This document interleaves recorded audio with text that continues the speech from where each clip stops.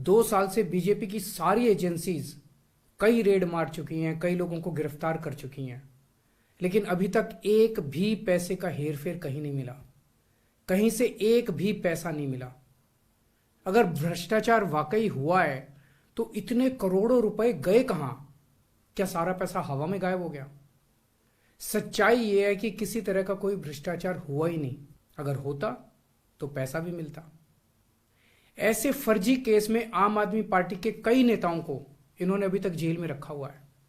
किसी के भी खिलाफ कोई सबूत नहीं है, कुछ साबित नहीं हो रहा, खुलेआम गुंडागर्दी चल रही है, किसी को भी पकड़ के जेल में डाल दो। अब बीजेपी मुझे गिरफ्तार करना चाहती है।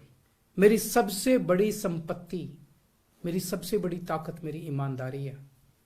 झूठे आरोप लगा के, फर्जी समन भेज के ये मुझे बदनाम करना चाहते हैं, मेरी ईमानदारी पे चोट करना चाहते हैं। इन्होंने मुझे समन भेजे हैं। मेरे वकीलों ने मुझे बताया कि ये समन गैर कानूनी है। क्यों गैर कानूनी है? ये मैंने इनको विस्तार से लिख के भेजा है। मैंने बताया है कि उनके समन कैसे गैर कानूनी है, लेकिन उन्होंने मेरी एक भी बात का जवाब नहीं दिया। इसका मतलब उनके पास मेरी बातों का जवाब नहीं है। इसका मतलब वे भी मानते हैं कि उनका नोटिस गैर कानूनी है। क्या मुझे एक गैर कानूनी समन का पालन करना चाहिए? अगर कानूनी रूप से सही समन आएगा तो मैं पूरा सहयोग करूंगा। बीजेपी का मकसद जांच करना तो है ही नहीं। इनका मकसद तो लोकसभा चुनाव में मुझे प्रचार करने से रोकना है।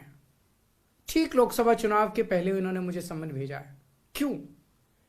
इस जांच को चलते 2 साल हो गए। अभी ठीक लोकसभा चुनाव के पहले मुझे क्यों बुलाया जा रहा है? पहले क्यों नहीं बुलाया?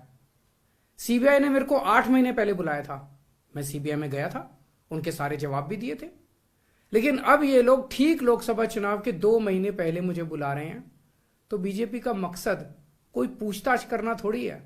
इनका मकसद है पूछताछ के बहाने केजरीवाल को बुला लो और उसे गिरफ्तार कर लो, ताकि मैं लोकसभा चुनाव में प्रचार ना कर पाऊं। आज बीजेपी भ्रष्टाचारियों को नहीं पकड़ रही, बल्कि खुलेआम ईडी और सीबीआई का इस्तेमाल करके दूसरी पार्टियों के नेताओं को तोड़ के बीजेपी में शामिल करवाने का काम किया जा रहा है। एक नहीं, 2 नहीं, कितने उदाहरण हैं जहां किसी पार्टी के नेता के खिलाफ ईडीआई सीबीआई के मामले चल रहे थे या उन पे गंभीर आरोप लगे हुए थे। जैसे ही वो नेता बीजेपी में शामिल हुए, उनके सारे पुराने मामले बंद कर दिए गए या ठंडे बस्ते में डाल दिए गए।